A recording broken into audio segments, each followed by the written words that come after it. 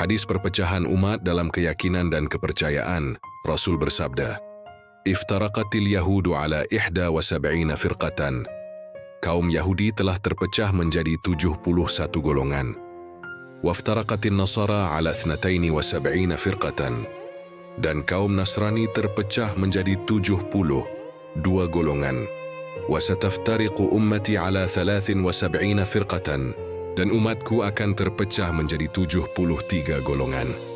Kulluha fin nari illa wahidatan. Semuanya di dalam neraka kecuali satu golongan. Qalu, "Man hiya ya Rasulullah?" Para sahabat bertanya, "Siapakah golongan yang satu itu, wahai Rasulullah?" Qal, "Ma ana alaihi wa ashabi." Beliau menjawab, yaitu golongan yang berada di atas apa yang aku dan para sahabatku berada di atasnya. Riwayat Abu Dawud, Tirmidzi, Ibnu Majah. Status Hasan menurut banyak ulama. Renungan makna hadis, bukan untuk menghakimi. Hadis ini bukan peta organisasi, bukan daftar nama kelompok, dan bukan alat untuk menunjuk kami pasti selamat. Justru sebaliknya. Pertama, Rasulullah tidak menyebut nama-nama golongan. Beliau hanya menyebut satu kriteria, apa yang aku dan para sahabatku berada di atasnya. Artinya, akidah yang lurus, badah yang mengikuti sunnah, akhlak yang mencerminkan rahmat, kebenaran tanpa kesombongan. Kedua, semuanya di neraka kecuali satu, tidak berarti semuanya kekal di neraka. Para ulama menjelaskan, banyak dari 72 golongan tetap muslim.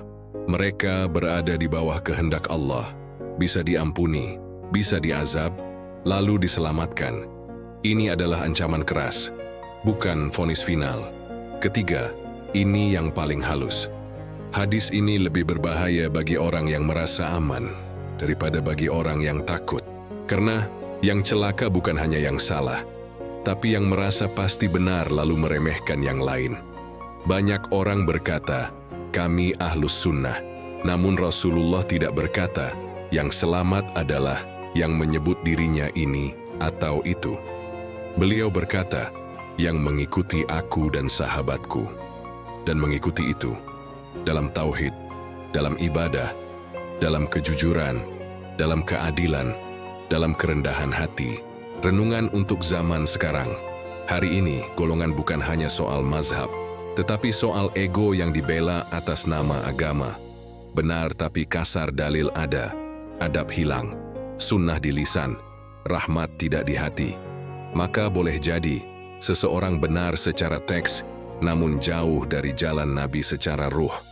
Karena Nabi tidak hanya membawa kebenaran, tetapi juga kelembutan, kejujuran, dan amanah.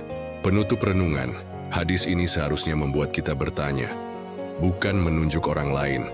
Apakah aku benar-benar berada di atas apa yang Nabi dan sahabatnya berada? Apakah aku jujur ketika sendirian? Aku adil saat berkuasa? Aku rendah hati saat benar? Aku takut salah meski dipuji? Jika iya, maka harapan itu ada. Jika belum, maka hadis ini bukan untuk ditakuti, tetapi untuk membangunkan hati sebelum terlambat.